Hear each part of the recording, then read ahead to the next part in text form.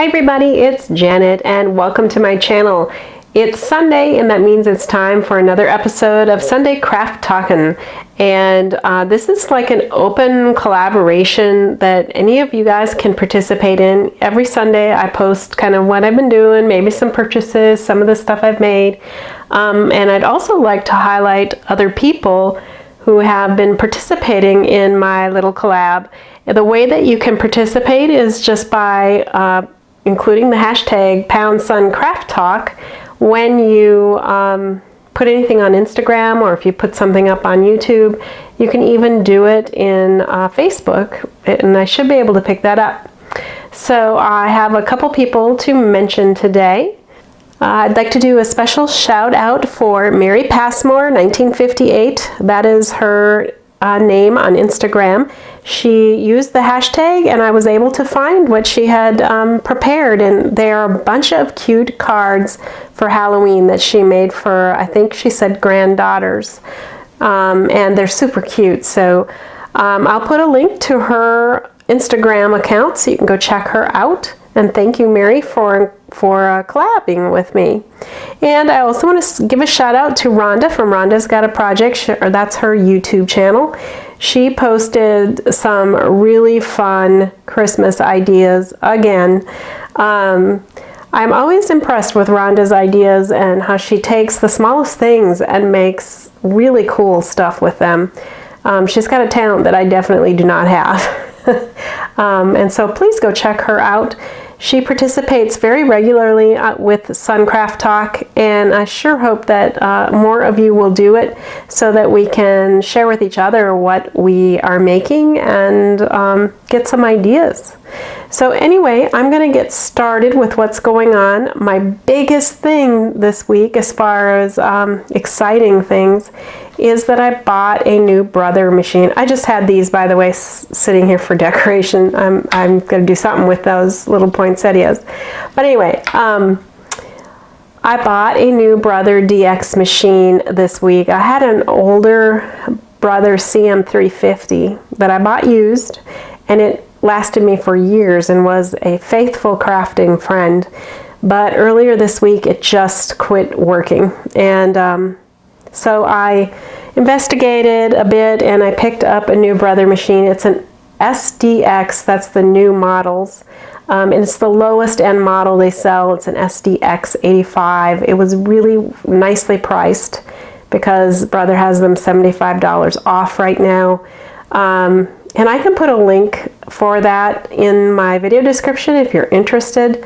I will say that they were talking about doing $100 off maybe on Black Friday, but I didn't want to wait because I'm working on stuff and I didn't want to slow down by waiting a couple more weeks. So if you need to be really careful with your pennies, or you just want to be frugal and you're not in a hurry, you might want to wait if you're thinking about buying one until Black Friday. But $75 is also very good. It really brought the price down to more comparable levels of the different machines that are commonly available, like the Cricut Explorer 2 and even the Cameo 4. So I'm having some fun with it. I've already used it quite a bit this week. All right, so let's take a look at what I've been making. So I've been having a lot of fun with these little Windows to the World shadow box sets that Art Impression sells. You see how simple this is. It's just a little two-sided box that you attach to the back of your card. The die that comes with it cuts this piece that you see in the back. It also cuts a hole that's perfect for the window, and the window itself and the box. Art Impressions has actually Windows to the World stamp series. There are little scenes that fit just right behind here. But I thought it would be fun to see if I could get other little stamp sets to work. And this one, this little cute little hedgehog, is from a stamp set called Feast Mode. And it's also, of course, an Art Impressions stamp set. But if you have smaller characters like this, they can fit in that window. And that's what I wanted to experiment and try. So I have done a video on how to make a card like this. It came out yesterday, so please check that out if you haven't already, and you can see how I made this. I also show my coloring here, which was very simple coloring with some Copic markers.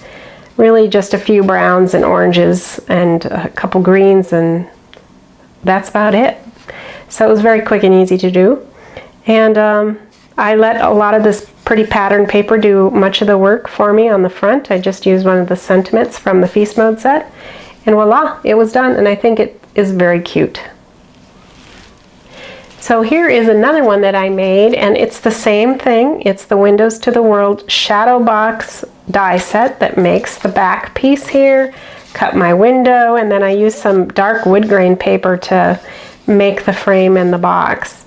And similar to the other one, I used some pretty pattern paper from that same set, which was P13 Four Seasons Autumn. And it really turned out cute. Now this one I did not use Copics. I actually used Caron Brush Marker Pro markers to watercolor that. And I think it turned out great. So that's a perfect example of what's intended to be done with these shadow box sets.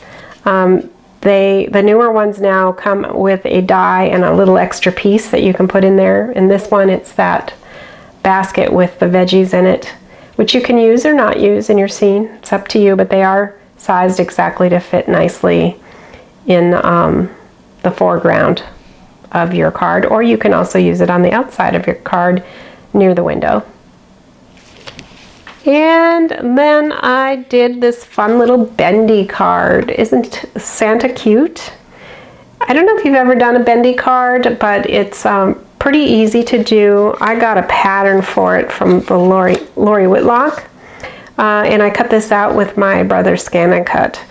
So there's just slots in here once you get it decorated that they hook into, and that's what keeps it in shape. So you can kind of see what let's turn it this way so it's not so shadowed.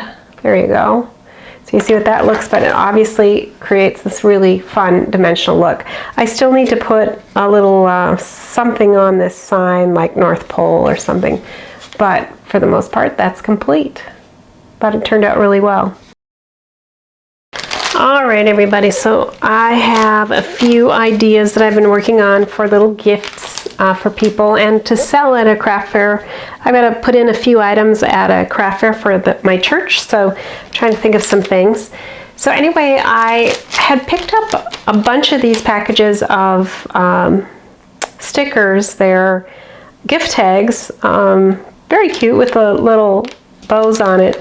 And when I bought them, I had the idea that I could make them into more substantial tags by putting them actually on cardstock, cutting a border around them, you know, punching a hole, putting some twine in there, and you know, just making it a little bit nicer. Maybe decorate up the little characters some with some embellishments. So I wanted to show you what happened. Here's an example of one that I did like that. So I put a little rhinestone embellishment in here, and like I said, put it on cardstock and cut them out. Now I used my brother's ScanNCut to do that. Initially I had to take all the bows off the first pack, or at least the first one, sorry, so that I could actually scan it, because I couldn't scan it with this on it. But the nice thing about the ScanNCut is once you have that pattern, you can cut as many of them as you want. So once I got them completed, I put them in a snack size bag like this. And then I'm going to have a topper. I've been working on some toppers. This is not the one I'll use on it because it says 75 cents. I'm going to actually, I think, charge $1.50, or at least attempt to on this one. But I'll staple it and perhaps even punch a hole in it so it can be hung. I'm not sure yet how that's going to go, but anyway, that's my thought on it. And you can see here that I embellished these up a little bit more with some stickers and some clay, like clay candies. All right, so that turned out kind of cute. And then in that same vein, I took this also from the Dollar Tree that I bought last year or the year before, probably the year before, and I have peeled these off, stuck them on cardstock, and then ran them through my brother's ScanNCut. And what I get is this. It'll, you know, get those shapes and cut it for me with just a little bit of border that I've asked it to cut. And that then sets me up to make the individual ones. And I've got a bunch of them that I've made here. I'll pull out a few to show you. Actually wrote on here I've got 38 tags in there. So here is what it looks like after I punch a hole, string them, and put some more embellishments. This is stickles that I've put on in the silver, and then a little gemstone.